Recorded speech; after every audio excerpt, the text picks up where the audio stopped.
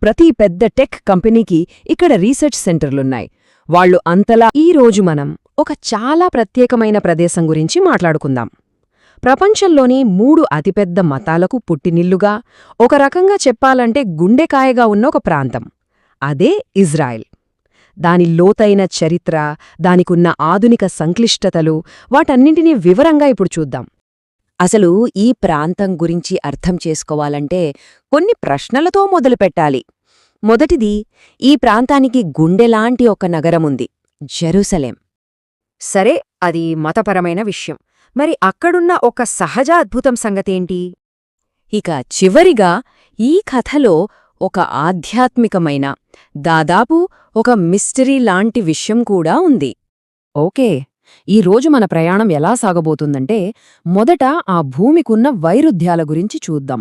తర్వాత దాని పవిత్ర చరిత్ర, ఇప్పుడున్న ఆధునిక సమాజం ఎలా ఉంటుంది, టెక్నాలజీలో వాళ్ళెంత ముందున్నారు, ఆ తర్వాత అక్కడ ఎప్పుడూ ఉండే సంఘర్షణ, చివరగా ప్రళయానికి ముందు చేయాల్సిన పనుల గురించి, ఇలా అన్ని విషయాలను వివరంగా చర్చిద్దాం. మొదటగా అసలు ఇజ్రాయెల్ అనే పదానికి అర్థమేంటో తెలుసా? దేవుని సేవకుడు అని. ఇది యాకోబు అనే ప్రవక్తకు ఇచ్చిన ఒక బిరుదనమాట. ఇక జనాభా విషయానికొస్తే మొత్తం 1,000,000 మందికి కొంచెం అటూ ఇటుగా ఉంటారు. కాని ఇక్కడ ఆసక్తికరమైన విషయమేంటంటే, అందులో దాదాపు 76% యూదులే. మిగిలిన 24% వేరే మతాల వాళ్ళు, ఇతర ప్రజలు ఉంటారు. సరే, జనాభా అలా ఉంటే మరి దేశ విస్తీర్ణమెంత? ఇది కొంచెం వివాదాస్పదమైన విషయం. ఎందుకంటే వెస్ట్ బ్యాంక్ ప్రాంతంలో వాళ్లు కడుతున్న సెటిల్మెంట్స్ వల్ల దేశ సరిహద్దులు పెరుగుతూ వస్తున్నాయని, దాని అసలు ఏరియా మారుతోందని కొన్ని వాదనలున్నాయి. జనాభా, సరిహద్దుల గురించి చూశాం కదా. ఇప్పుడు ఆ భూమికున్న లోతైన చరిత్రలోకి వెళ్దాం. దానికి కేంద్ర బిందువు ఏదంటే జెరూసలేం. ప్రపంచంలోనే అత్యంత పురాతన, పవిత్ర నగరాల్లో అదొకటి. జెరూసలేం చరిత్ర ఏకంగా 1000 సంవత్సరాల నాటిది. అంటే ఆలోచించండి, క్రీస్తుపూర్వం 1000 సంవత్సరాల క్రితమే దాన్ని రాజధానిగా చేసుకున్నారు. ఆ తర్వాత ఎన్నో సామ్రాజ్యాలు వచ్చాయి, పోయాయి. అయితే ఒక కీలకమైన సంఘటన జరిగింది. క్రీస్తు శకం 70లో రోమన్లు యూదుల 2వ ఆలయాన్ని కూల్చేశారు. ఆ దెబ్బతో యూదులు తమ స్వంత భూమిని వదిలి ప్రపంచవ్యాప్తంగా చెల్లాచెదురైపోయారు. దీన్నే మనం డయాస్పోరా అంటాం. ఇది దాదాపు 2000 సంవత్సరాలు కొనసాగింది. అయితే ఒకే నగరానికి 3 పెద్ద మతాలు ఎందుకంత ప్రాధాన్యత ఇస్తున్నాయి? కారణాలున్నాయి. యూదులకైతే వాళ్ల 2వ ఆలయం కూలిపోయాక మిగిలిన ఒకే ఒక్క గోడ, వెస్టర్న్ వాల్, అది అక్కడే ఉంది. ఇక క్రైస్తవులకు యేసుక్రీస్తును సిలువ వేసింది, సమాధి చేసింది, ఆయన పునరుత్థానం చెందింది, అన్నీ అక్కడే జరిగాయని వాళ్ల నమ్మకం. ఇక ఇస్లాం విషయానికొస్తే మహమ్మద్ ప్రవక్త తన రాత్రి ప్రయాణం మొదలుపెట్టింది ఈ ప్రదేశం నుంచే. సరే, అది గతం. మరి వర్తమానం సంగతేంటి? ఇప్పటి ఇజ్రాయిల్ సమాజంలో కొన్ని చాలా ప్రత్యేకమైన నియమాలు, పద్ధతులు ఉన్నాయి. అవేంటో చూద్దాం. ఇజ్రాయెల్లో జీవితంలో అత్యంత కీలకమైన భాగమేంటంటే సైనిక సేవ. ఇక్కడ చదువు పూర్తి కాగానే ప్రతి ఒక్కరూ, అంటే అబ్బాయిలు అమ్మాయిలు అనే తేడా లేకుండా కంపల్సరిగా ఆర్మీలో చేరాలి.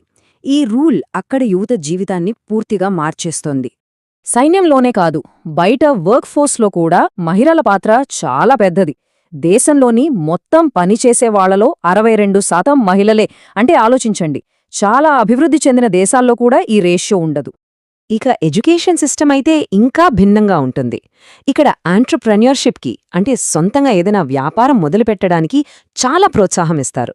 ఎంతలా అంటే, మీకు యూనివర్సిటీ డిగ్రీ రావాలంటే మీరొక బిజినెస్ స్టార్ట్ చేసి దాని ద్వారా కనీసం $2,000 లాభం సంపాదించి చూపించాలట. అప్పుడే డిగ్రీ చేతికొస్తుంది. చూసారా, చదువులోనే ఇలా బిజినెస్ స్కిల్స్ నేర్పించడం వల్ల ఏమవుతుంది? అదే వాళ్లని ఇన్నోవేషన్లో, అంటే కొత్త ఆవిష్కరణల్లో, ఇంకా శక్తివంతమైన మిలిటరీ టెక్నాలజీలో ప్రపంచంలోనే ముందు నిలబెడుతోంది. ఉదాహరణకు, వ్యవసాయంలో నీటిని ఆదా చేసే డ్రిప్ ఇరిగేషన్ టెక్నాలజీని కనిపెట్టింది వీళ్లే.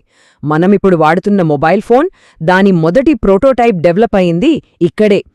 అందుకే ఇవాళ అగ్రికల్చర్ నుంచి టెలికమ్యూనికేషన్స్ వరకు దాదాపు ప్రతి పెద్ద టెక్ కంపెనీకి ఇక్కడ రీసెర్చ్ సెంటర్లున్నాయి. వాళ్లు అంతలా ఇన్నోవేషన్కి కేర్ ఆఫ్ అడ్రస్గా మారారు. సరే, ఇదంతా నాణేనికి ఒక వైపు మాత్రమే. రెండో వైపు ఏముంది? నిరంతర సంఘర్షణ. ఈ ఆవిష్కరణలన్నీ జరుగుతున్నా మరోవైపు యుద్ధం, గొడవలు కొనసాగుతూనే ఉన్నాయి. ఇది వాళ్ళని కొన్ని వివాదాస్పద సైనిక చర్యల వైపు నడిపించింది. ఇక్కడ మనం ఆధారంగా తీసుకున్న సోర్స్ గాజాలో జరిగిన యుద్ధం గురించి కొన్ని చాలా తీవ్రమైన విషయాలు చెబుతోంది. వాళ్ల వాదన ప్రకారం అక్కడ ఉపయోగించిన ఆయుధాల వల్ల దాదాపు 3,000 మంది పాలస్తీనియన్ల ఆనవాళ్లు కూడా దొరకలేదట. వాళ్ల శరీరాలు క్షణాల్లో బూడిదగా చిన్న చిన్న ముక్కలుగా మారిపోయాయని ఈ సోర్స్ ఆరోపిస్తోంది.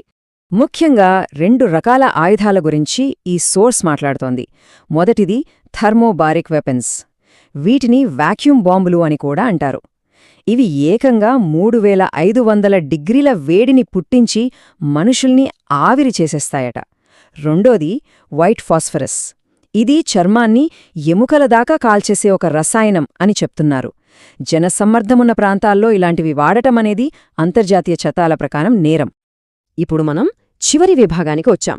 ఇక్కడ ఈ సంఘర్షణను మనం రాజకీయంగా కాకుండా వాళ్ల మత గ్రంథాల్లో ఉన్న కొన్ని ప్రవచనాల కోణం నుంచి చూద్దాం. ఇది చాలా ఆసక్తికరంగా ఉంటుంది. వాళ్ల పవిత్ర గ్రంథాల్లో ఒకటైన టాల్ముడ్ క్యాలెండర్ ప్రకారం ఈ ప్రపంచమంతమవడానికి ఇంక కేవలం 221 సంవత్సరాలే మిగిలియున్నాయని ఒక వాదన ఉంది. సో ఆ టైం అయిపోయే లోపు వాళ్ళు 2 చాలా ముఖ్యమైన పనులను పూర్తి చేయాల్సి ఉంటుందట. మొదటిది, ఎప్పుడో 1000 ఏళ్ల క్రితం మాయమైపోయిన ఒడంబడిక మందసం లేదా ఆర్క్ ఆఫ్ ద కవెనెంట్ను వెతికి పట్టుకోవడం.